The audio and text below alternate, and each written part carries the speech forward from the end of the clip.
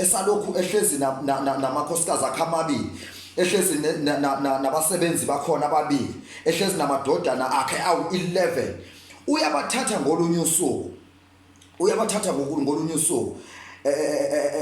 abathatha abawelisele ngaphesheya komfula okuthiwa iJabok, ubawelisela ngaphesheya ukuze azosala yedwa. Ingakho izwe lapha ku-chapter 32, ku-chapter 32 verse 24 incwadi kaGenesis, u-24 uthi, so Jacob was left alone and a man wrestled with him till daybreak.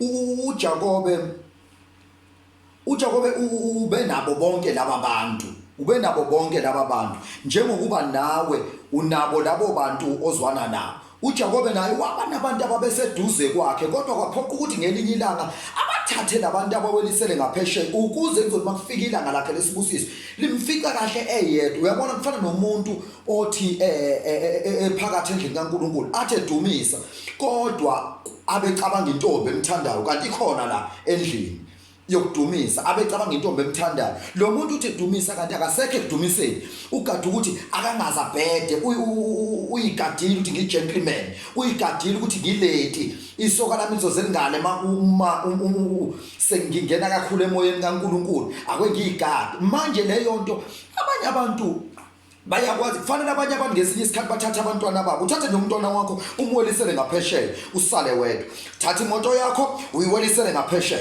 usale wedwa, uthatha umuzi wakho uwelisele ngaphesheya usale wedwa, uthatha umakoti wakho umwelisele ngaphesheya usale wedwa, uthatha umkhwenyana wakho umwelisele ngaphesheya usale wedwa. Because ngeke ukwazi ukuthi useve uJehova nomkhwenyana ngesikhathi esisodwa, ngeke ukwazi ukuseve uJehova nesoka ngesikhathi esisodwa, ngeke ukwazi ukuseva uJehova nemoto yakho ngesikhathi esisodwa, ngeke ukwazi ukwenza zonke lezi zinto ngesikhathi esisodwa. Lithi iBhayibheli uJakobe uthe enazo zonke lezi zinto kodwa wabona ukuthi angeke ngikwazi ukuthi lezi zinto isaseduze kwami ngikwazi ukuthi ngiyilwe kahle lempi, ake ngiqale ngiphushele ngaphesheya ebese ngisala ngedwa.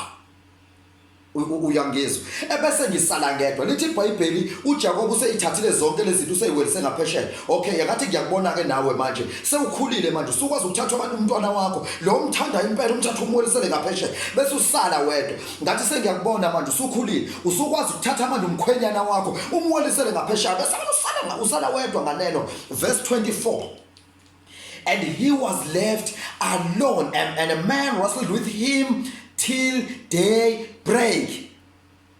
Lithi iBhayibheli, when the man saw that he did not prevail against him, he touched the socket of his hip.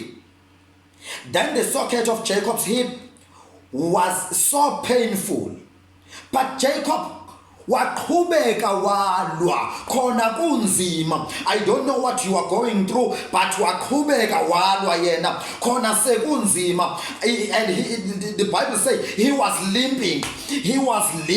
I don't know, mhlambe kukhona izinto eseyikwenza nawe uqobo usuyaqhuga. Bayabona abantu ukuthi uyaqhugela kodwa uyangakhona, uyaqhugela kodwa uyesontweni, uyaqhugela kodwa amandla akhe awaphelile, uyaqhugela ulokhu eyibambile. Babuzana abanganeno nabangaphesheya bathi yini lo muntu alokho eqhubekile nokukholwa, akaboni yini ukuthi lo nkulunkulu wakhe akamsizi ngalutho. Ingakho uzwa athi ohlabelelayo, Thixo wami, dwala lami, wena ungikhohlwa ngani? Ngiyalila imihla yonke ngokuhlushwa isitha sami. Abahluphi bami bona bayangizingela njalo, bayasha imihla yonke bathupha uThixo wami, kodwa ngiyaqhugela ngiyakhona.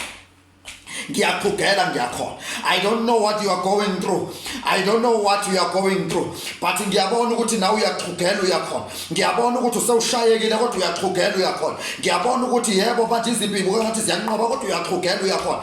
Ngiyabona uJakobe esexhugela sexile. Ithi indoda, no, let me go. Athi uJakobe ngikudedela ungangibusisile. Angikudedeli ungangibusisile nawe ke sengathi ubungasho njalo kulesikhathi samanje uthi yabona uNkulunkulu ngiyayibona izinto engibhekana nazo ngiyayibona nezimpi engibhekana nazo but angikudedeli ungangibusisile noma kubiza ukuthi ngife abantwana bami bayosamukela isibusiso emva kwami mina ngizolokhu ngihamba nawe hayi ngiyathokoza